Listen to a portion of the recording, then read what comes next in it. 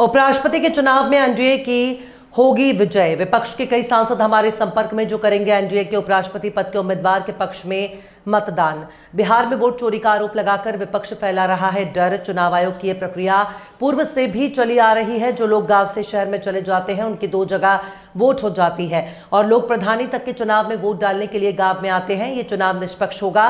विपक्ष बेवजह डर फैला रहा है।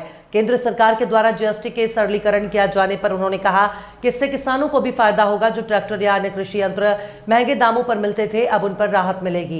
किसानों की नजर सरकार के हर फैसले पर रहती है। मुजफ्फरनगर के दौरे पर पूर्व में आए चौधरी जयंत सिंह के बयान की मेरी भी कुछ बंदिशें हैं और जो फैसला किसान लेंगे मैं उनके साथ हूं, पर उन्होंने सफाई देते हुए कहा कि वो राज्य सरकार के प्रतिनिधि नहीं है। गन्ना मूल्य बढ़ाना राज्य सरकार का काम है। वो सरकार से संपर्क करके किसानों की समस्या का समाधान करने के लिए हमेशा तत्पर रहेंगे। मेरी बंदिशें से किसानों के लिए नहीं है। नैतिक तौर पर तो किसानों की समस्या का समाधान करना ही मेरी जिम्मेदारी है। छत भी है तो मौसम बाहर जैसा भी हो, बारिश हो धूप हो, यहाँ कबड्डी में की जो है ट्रेनिंग कर सकते हैं। यहाँ कार्यक्रम भी हो सकते हैं, प्रतियोगिताएं भी हो सकती हैं। और इस गांव की परंपरा रही, मेरे बगल में रविंद्र जी खड़े हैं, ये इंटरनेशनल कबड्डी के खिलाड़ी रहे। मैं समझता हूँ कि जिस गांव में इंटरनेशनली जो खेल में इतनी प्रतिभा रही है, तो अगर पूर्व खिलाड़ी भी इसमें रुचि लेंगे तो इस गांव से आगे भी और अच्छे खिलाड़ी विकसित होंगे। इसलिए इन सारी चीजों को सोच समझ के यहाँ निधि लगी है।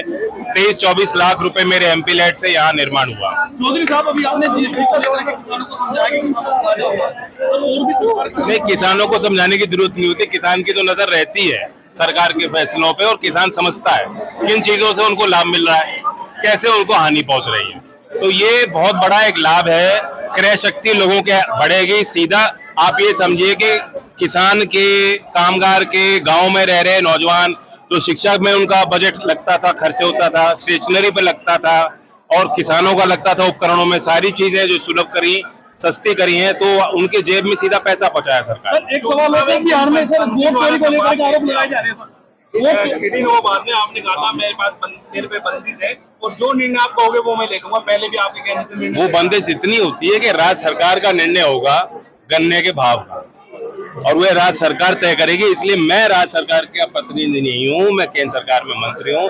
मेरी उतनी बंदिश और वरना किसानों के लिए मेरी कोई बंदिश नहीं है। नैतिक तौर पे मेरी जवाबदेही सीधा किसानों से ही है और किसानों के लिए लड़ रहा हूँ। चौधरी साहब, बिहार में जो है वोट चोरी का आरोप लगा रहे हैं। देखिए, सबको पता है वोट तो लोगों की बदलती रहती है। लोग अपनी वोट को सुनिश्चित करें और उसको संरक्षित रखें। शहर में जो है गांव के लोग जा रहे हैं, पलायन हो रहा है, उसके बाद उनकी वोट दोनों जगह बनती है। गांव के लोगों को पता है, प्रधानी में भी जाके वोट देते हैं। तो ये पहली बार नहीं हो रहा। ये प्रक्रिया चुनाव आयोग समय समय पे करता है।